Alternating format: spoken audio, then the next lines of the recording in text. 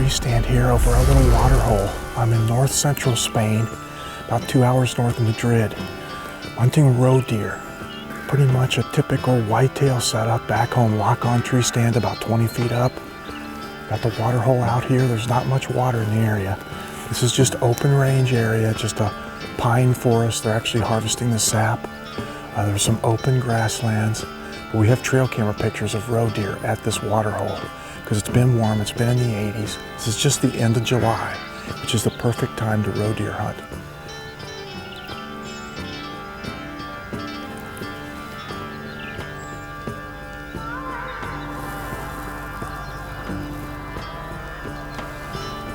I'm gonna film this solocam style, so just got a little Sony camera.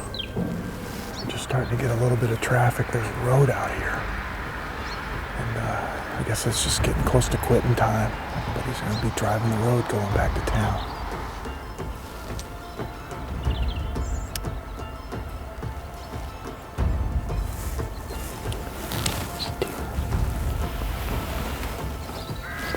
Just as in whitetail hunting, as the sun sets and the temperature cools, the deer begin to move.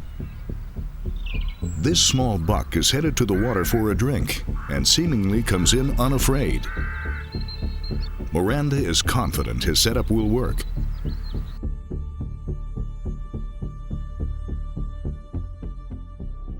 The European roe deer is a fascinating animal. Coming from prehistoric roots, it's thought that through eons of time, the roe deer became one of the genetic mothers of North America's deer species.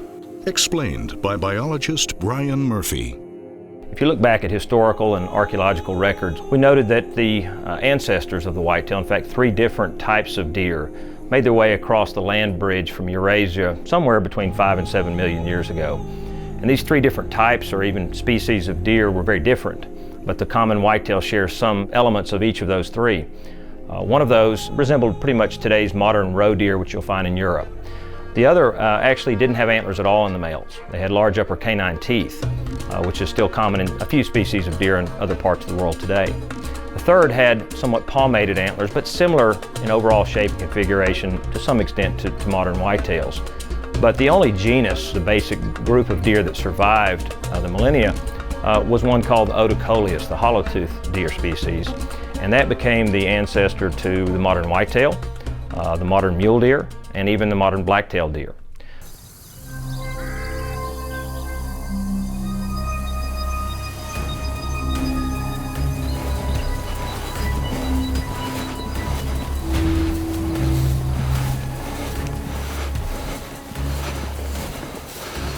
I just hiked back here for the afternoon hunt. I was in here yesterday afternoon too, and I only saw one small buck, but it's promising. There's a lot of tracks in the area. You can see the water hole's not much and there's a lot of tall grass around it. Actually almost looks like beaver runs or little trails that lead down into the water. Roe deer is not very big, so I'm not looking for some giant whitetail walking through the woods here. We're looking at something almost the size of a large African diker. I'm gonna get up in the tree here and gear up, and hopefully we'll get an opportunity.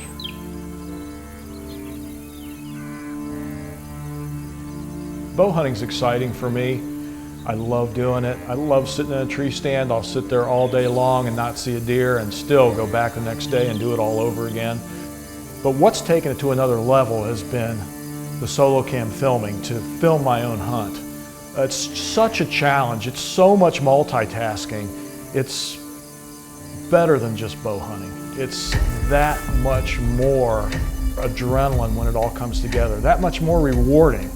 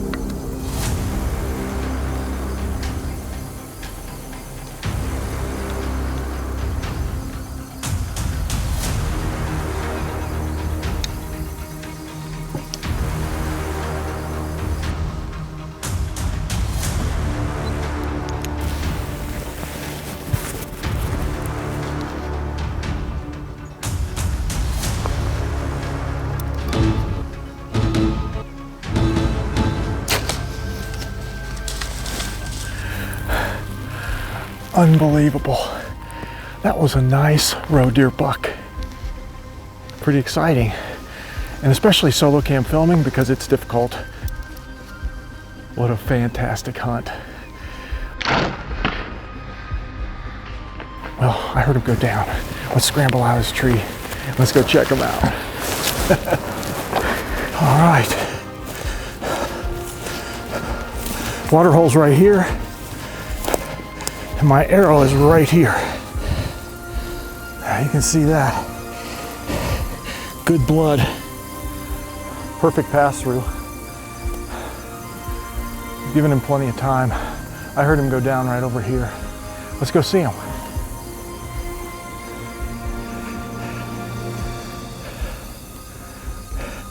There he is right there. Look at this. Look at this. European roe deer from the north of Spain. What a beautiful animal, huh? Look at these antlers. This is a mature buck too.